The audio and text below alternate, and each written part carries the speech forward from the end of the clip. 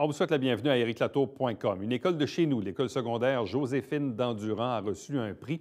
Il y a quand même plus d'une centaine de candidatures au Québec et la Fondation Jasmer Roy et la Banque Royale ont choisi l'école Joséphine d'Endurant pour recevoir une bourse de 2 500 $ et le prix École en rose 2018, une semaine d'activité qui s'est déroulée à la mi-avril. C'est fort intéressant. On reçoit des jeunes et de même que des adultes significatifs dans cette école. Cette émission est bien sûr dédiée à ce prix reçu par l'école Joséphine d'Endurant.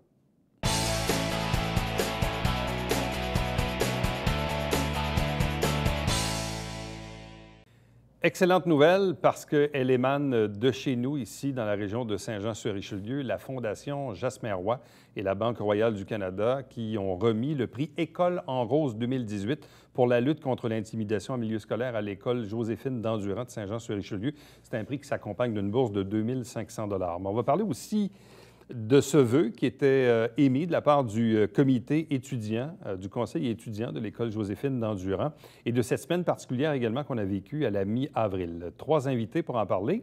Ils sont 3 élèves et membres du conseil étudiant de l'école Joséphine d'Endurant. D'abord, Christelle Paré. Bonsoir. Bonsoir. Accompagnée de Gabriel Franqueur. Bonsoir. Bonsoir. De même que Lou-Félix Hébert. Bonsoir, Bonsoir et bienvenue.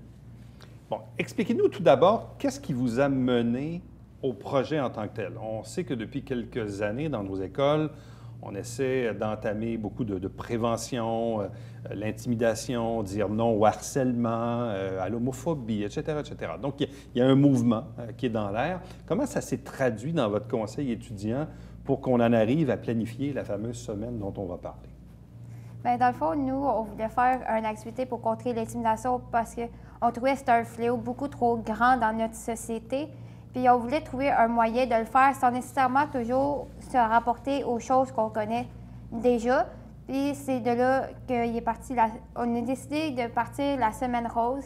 Puis on a décidé de s'allier avec le comité de la prévention et de l'intimidation de notre école. Bon. Et la Semaine rose, ça consistait en quoi? Dans le fond, pendant toute la semaine, il y a eu des activités, comme on a eu le groupe Quartz qui est venu, on a distribué aussi des collations comme des cupcakes, du popcorn, du chocolat chaud. Puis dans le fond, il y a plusieurs, il y a l'école Armand Rasco aussi qui nous a aidés, ceux qui sont en PP, ils nous ont aidés pour les collations puis tout ça. Bon. Et ultimement, donc, vous avez travaillé là-dessus pendant combien de temps, Lou-Félix? C'est sûr que ça a été un bon 3 mois de travail avant la semaine, de collaboration, surtout avec, je pense, Mme Barry et puis Mme Vien, qui, eux, se sont vraiment occupés de toute la logistique, les rencontres avec le conseil étudiant. On en a eu vraiment beaucoup d'affilée. Ça a vraiment été des étapes qu'on a suivies, puis ça a amené à ce qu'on a... Bon, parce qu'au départ, on a un objectif en tête, mais après ça, on se dit, OK, mais on fait quoi pour l'atteindre? Quelles ont été vos réflexions pour travailler justement des semaines et des mois pour atteindre votre objectif? C'est sûr que quant à la réflexion des étapes à suivre, je pense qu'on y a vraiment été s'allier avec des adultes pour savoir par où passer, parce que même moi, je ne savais pas par où partir. Je pense que personne dans le conseil le savait.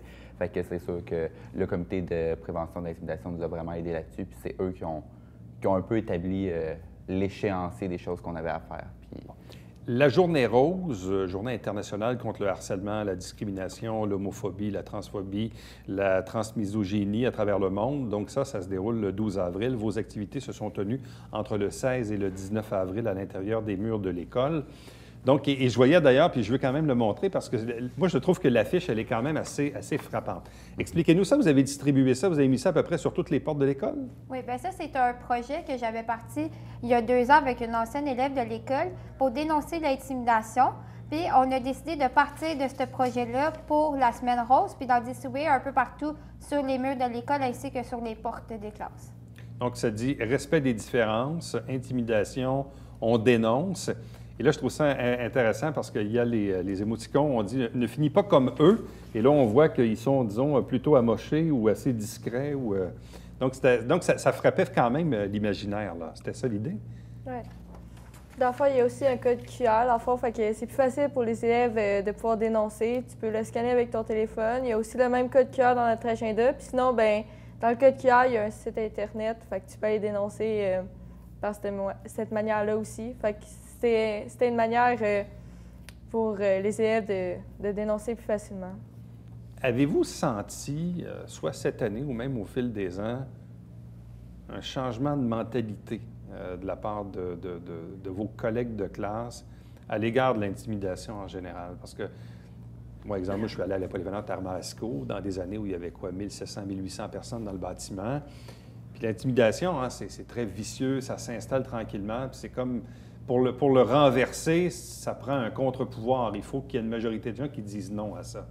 Évidemment, votre école est un peu plus petite en proportion d'élèves, à Joséphine d'Endurant, mais est-ce que vous avez senti un changement de mentalité à l'intérieur des murs de l'école?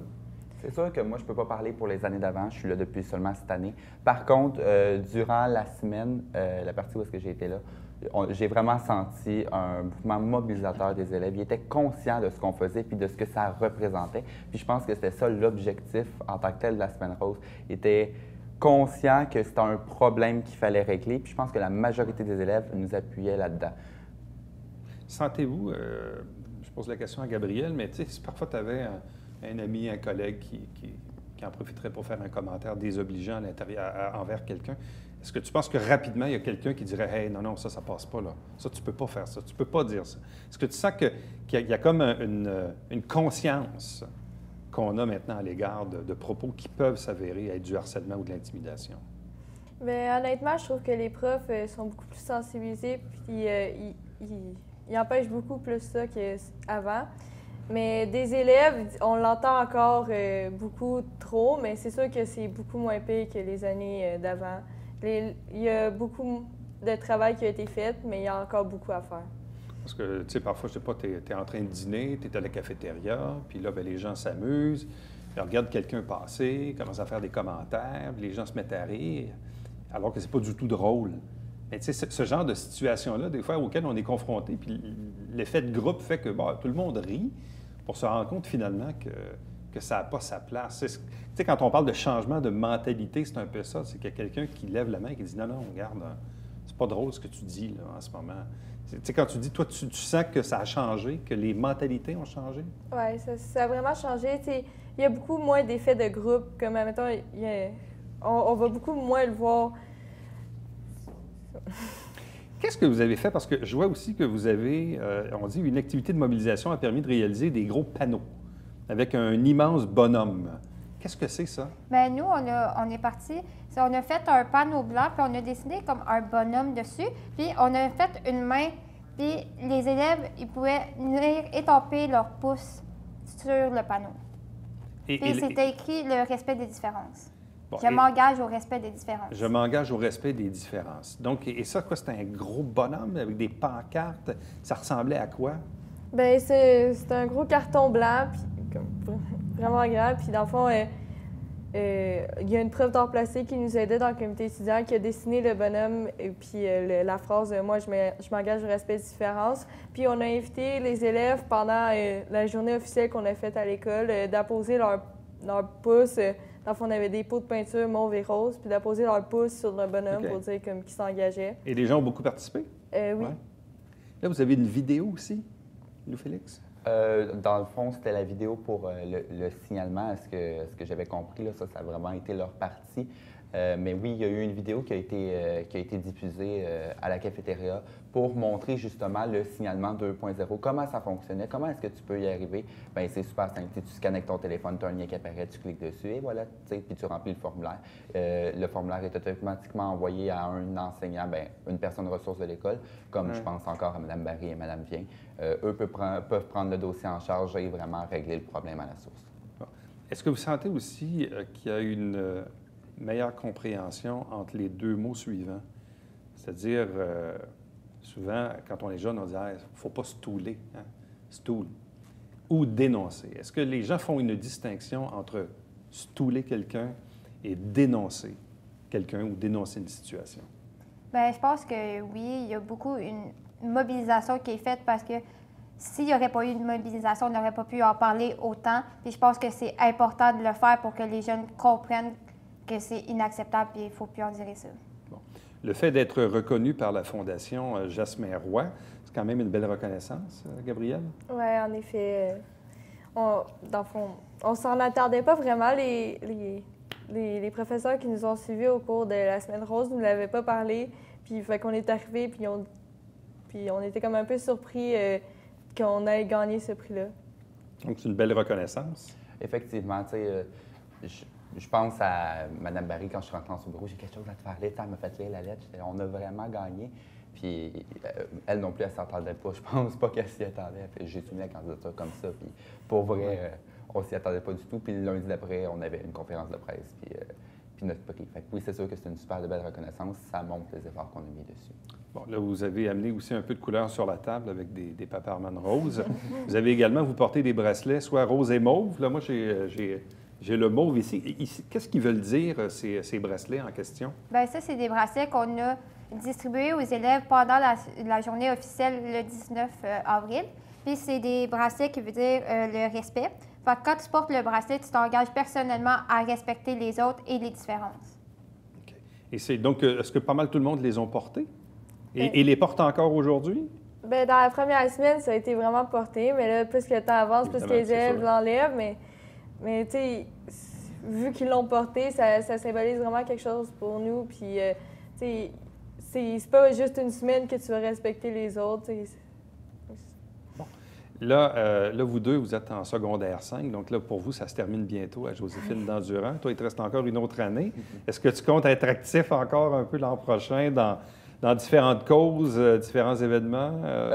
Oui, j'ai plusieurs projets, j'ai plusieurs implications dans l'école, entre autres celui-là et mon projet de robe, entre autres. Mais surtout celui-là, c'en était un qui m'a vraiment tenu à cœur et que je me suis mis à 100 dedans, puis je vais faire la même chose l'année prochaine. Avez-vous senti que vous avez pu faire avec votre conseil étudiant une différence dans votre école? Bien, c'est sûr, parce que sans l'aide de tout le monde, puis de l'implication des élèves, puis autant du membre des conseils étudiants que les autres élèves, puis le personnel enseignant et autres, on n'aurait pas pu faire cette semaine-là, puis on n'aurait pas pu avoir autant de mobilisation. Mais vous avez pu voir que quand on pose un geste, il peut y avoir un résultat à côté, là. C'est un peu ça la question. Donc, pour vous, de voir qu'il y a une reconnaissance, oui, avec la Fondation Jasmer Roy, mais en même temps, reconnaissance au sein même de l'école, de sentir que on a fait peut-être à petite dose notre propre part et on a pu faire une différence dans l'année. Oui, mais dans le fond, ça a été l'activité que les élèves se sont le plus mobilisés. Dans chacune des activités, on avait plus de mobilisation des élèves que dans toutes les activités qu'on avait faites depuis le début de l'année. Puis ça a vraiment paru. Mais fait que c'est ça. Fait que dans le fond, comme elle disait, genre, sans les élèves, la semaine rose n'aurait jamais autant marché. Puis c'est ça. Donc, il y a comme un élan de fierté, je présume, que vous ressentez, Louis-Félix? C'est sûr que, tu sais, je parle pour moi, mais je pense que c'est la même chose pour les autres membres. C'est sûr que quand on sait que c'est nous qui a parti ça, que c'est une idée élève à la base et que les enseignants, les autres élèves le sachent et font comme « Wow, t'as parti ça, pour vrai, c'est cool ». C'est sûr que oui, il y a un élan de fierté. Quand on a reçu le prix, c'était là, je pense qu'on était le plus fiers. Ça a vraiment fait du bien. La bourse de 2 500 $, c'est quand même pas rien, ça va nous aider l'année prochaine. Puis je pense que oui, c'est vraiment un élan de fierté. Bien, vous trois, merci beaucoup. Félicitations encore une fois. Et nous, on va poursuivre sur le même sujet dans quelques instants, cette fois avec Mme Nancy Barry, qui est psychoéducatrice, et Christelle Vien, qui est éducatrice toujours à l'école Joséphine d'Endurant, sur le même sujet.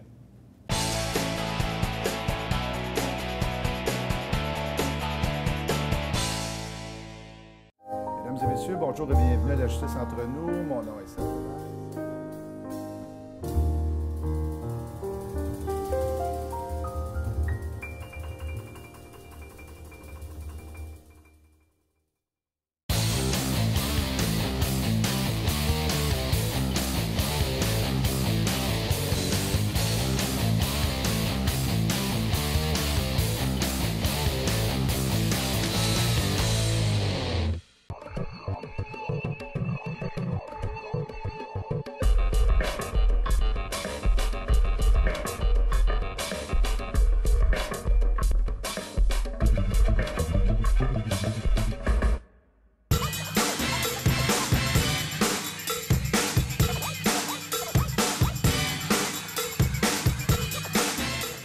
Dimanche, 9h30, Télé Bingo, on vous attend.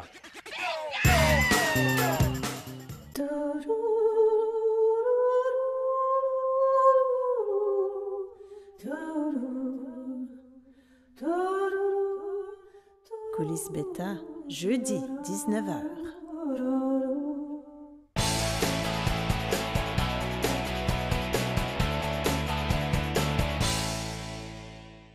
On poursuit sur le même sujet, celui de l'École Joséphine d'Endurant de Saint-Jean-sur-Richelieu qui a reçu le prix École en rose 2018 provenant de la Fondation Jasmer Roy et de la Banque royale du Canada. Il y a quelques instants, on avait 3 élèves du conseil étudiant de Joséphine d'Endurant. Cette fois, nos invités, je vous les présente. Nancy Barry, qui est psychoéducatrice à cette même école. Bonsoir. Bonsoir. Accompagnée de Christelle Vien, qui est éducatrice également à l'École Joséphine d'Endurant. Bonsoir et bienvenue. Bonsoir. Bon, évidemment, toute cette préoccupation à l'égard du harcèlement, l'intimidation, le taxage et compagnie, ça a fait son bonhomme de chemin dans nos écoles.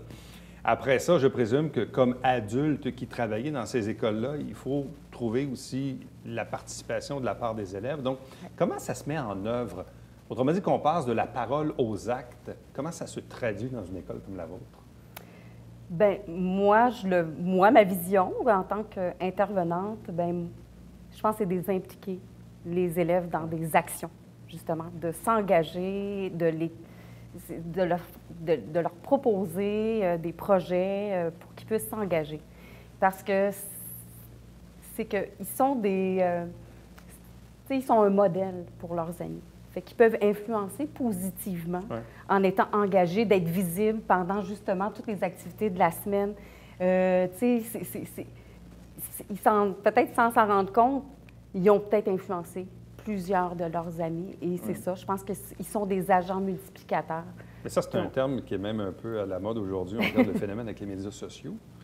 Et on le voit, même certaines compagnies vont chercher des influenceurs qui sont sur Instagram et compagnie parce que justement, ces gens-là ont plus d'impact que de dire au monde « Hey, c'est pas bien le harcèlement. » On le sait que c'est pas bien.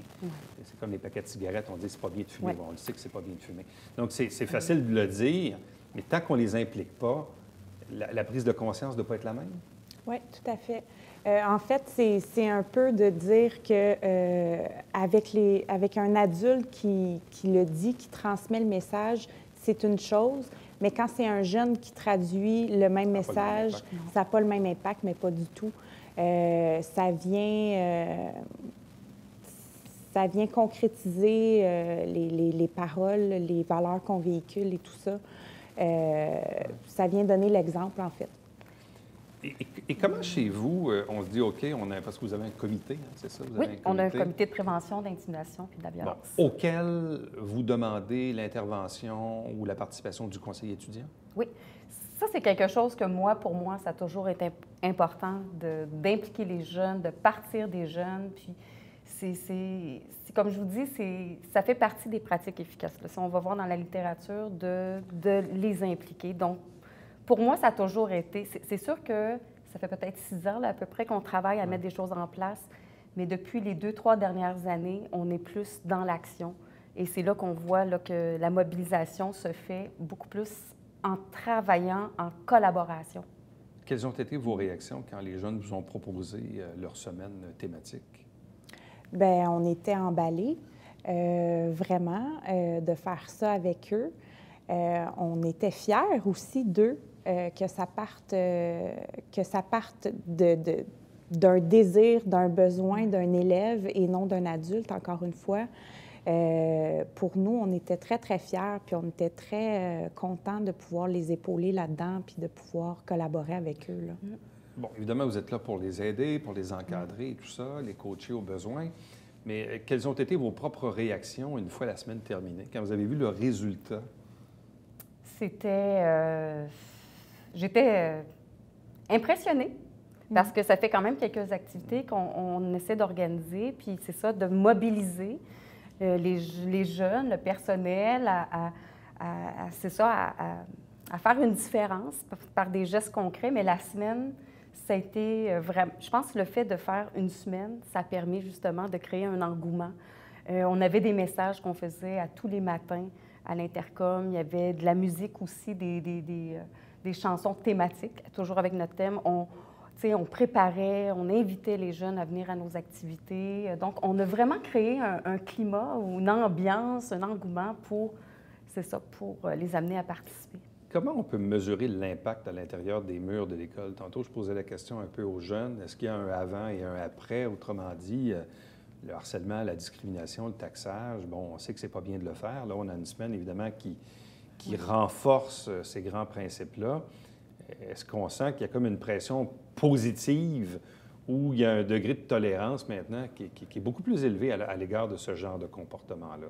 Est-ce que vous sentez dans les commentaires, dans l'attitude, dans ce que vous voyez de la part des jeunes dans les murs de l'école, est-ce que vous sentez qu'il y a une prise de conscience qui est différente, là? C'est sûr que moi, on travaille beaucoup aussi au niveau de la prévention, au niveau des ateliers de sensibilisation. On a à peu près 6 ateliers qui sont offerts aux élèves de secondaire 3 à 5. Et ça fait à peu près 6 ans qu'on fait des ateliers sur l'intimidation. Cette année, on a un nouvel atelier qui est sur l'auto-exploitation juvénile. Donc, c'est plus en lien avec le sextage. Donc, on essaie de cibler les réalités qui sont plus proches d'eux. Et je dirais que, en tout cas, c'est sûr qu'il y a d'autres actions, mais d'informer les jeunes, de les rendre plus conscients, de développer leur jugement critique aussi face à leur comportement, ça les amène aussi à se responsabiliser, excusez. Donc, moi, j'ai vu qu'il y avait beaucoup de signalements il y a 6 ans. Okay. Et maintenant, je trouve qu'il y en a beaucoup moins. Okay. Les jeunes viennent chercher l'aide. C'est ça, on pourrait se dire, OK, il y en a moins, c'est-tu parce qu'ils veulent moins dénoncer ou c'est parce qu'il y en a moins parce que, justement, il y a moins d'événements à rapporter? On fait beaucoup de prévention. Puis les jeunes viennent chercher l'aide. On fait de la médiation aussi. Scolaire, on l'offre quand il y a des conflits, avant que ça dégénère. Donc, c'est toutes ces actions-là qui sont mises en place. C'est pas juste, une activité là, qui va changer, c'est l'ensemble. Bon, dans le cas du prix qui provient de la Fondation Jasmin Roy, comment c'est arrivé? Est-ce que vous avez soumis le projet? C'est moi la coupable. Comment la candidature est arrivée dans le portrait? C'est moi la coupable. J'avais vu sur le site de la Fondation de Jasmin Roy que les écoles, bien, c'est ça qui encourageait les initiatives des écoles à faire des journées roses. Et je me suis dit que avec toutes les belles activités qu'on avait faites, avec tous les partenariats que nous avons avec les organismes depuis des années, je me disais peut-être que... Ouais. Mais comme les élèves ont dit tantôt, j'en ai pas vraiment parlé. Ça a été, je me suis dit, j'ose, puis on verra. Et là, quand j'ai reçu le courriel, là, j'ai vraiment réalisé que c'est vrai, c'est nous. On s'est démarqué. On s'est démarqué cette année. Quelles ont été les réactions à l'école? Ah, bien, c'est sûr que les jeunes étaient super contents, les enseignants aussi. On a invité les enseignants à venir assister à la conférence de presse. Donc, plusieurs des collègues sont venus parce qu'ils étaient fiers qu'on se démarque à ce niveau-là. On n'a eu que des réactions positives, en fait, là, autant de la direction, du personnel de soutien, de l'ensemble du personnel, des élèves et tout ça. C'est une belle reconnaissance à avoir, vraiment. Puis, tout le monde était super content. Qu'est-ce que vous comptez faire avec le 2500 $? Je pense qu'on va continuer à faire des belles activités. Ouais. C'est sûr que, tu sais, pour pouvoir changer un peu les... Bien, c'est ça, tu sais, amener quelque chose d'intéressant, ça prend du budget, il faut se le dire. Cette année, on en avait un petit peu plus. La direction nous a donné un montant un petit peu plus élevé et ça nous a permis de faire toutes les belles activités qu'on a réalisées. Donc, c'est sûr qu'on a déjà commencé à avoir des idées, puis c'est sûr qu'on va le faire avec la collaboration des élèves. Pour moi, c'est vraiment ma fierté. Parce que nous, les adultes, on est là pour les guider. Et je trouve que dans ce contexte-là, ça leur permet de pouvoir, intégrer ces valeurs-là. Bon, évidemment, le conseil étudiant va être appelé à se renouveler parce que vous avez quelques élèves de secondaire 5 là-dessus qui vont quitter cette année. Comment voyez-vous l'an prochain? Comment ça peut se répliquer ou se mettre en branle ou se bonifier peut-être? Bien, en fait, c'est que dans le conseil étudiant, on a des élèves de secondaire 4 et de secondaire 5, donc on espère énormément que les secondaires 4 vont se mobiliser, qui vont être nos secondaires 5 l'an prochain, là, qui vont continuer à se mobiliser et tout ça. Je pense que Lou Félix, tout à l'heure, disait que nommait son intérêt à vouloir se mobiliser encore l'an prochain. Donc voilà. C'est sûr qu'en début d'année, quand le comité de la prévention va reprendre, c'est sûr qu'on va prendre contact avec le conseil étudiant pour voir quelles sont leurs idées et tout ça, pour mettre ça de l'avant, là. Donc, parce que souvent on parle d'intimidation, de discrimination, mais là on parle de harcèlement, on parle d'homophobie, transphobie, transmisogynie. Évidemment, on sent qu'on est toujours dans la même famille, hein? On est toujours dans la même famille, mais on élargit aujourd'hui les possibilités parce que il n'y a pas un cas de pareil, hein? Il n'y a pas une affaire qui se ressemble, là. C'est ça. C'est pour ça que cette année, on a parlé du respect des différences. Tout court, parce que c'est vraiment ça, ouais. C'est la diversité. Et on a voulu, justement, oui, on parle d'intimidation, mais parler de la différence, de développer la tolérance, créer l'ouverture chez les jeunes, d'apprivoiser, c'est ça, la différence, développer les connaissances face à la différence. C'est un petit peu la voie qu'on veut prendre pour faire diminuer les comportements d'intimidation. Alors, on vous remercie tous les deux, puis dans le fond, c'est ça ici. Je ne sais pas à quel endroit vous allez le mettre dans l'école, mais ça vient un peu... C'est ça, on est en discussion. Ça va avec aller sur la quel mur? direction. Ça va aller sur quel mur? Je ne sais pas. On va faire un mur de fierté, pourquoi quelque chose pas? du genre. Oui, mais c'est sûr que ça va être visible à la vue de tout le monde pour... c'est ça. À vous deux, merci beaucoup. Bonne chance Bien, pour la suite. merci beaucoup de nous avoir reçus. Reste avec nous au retour, la conclusion de l'émission.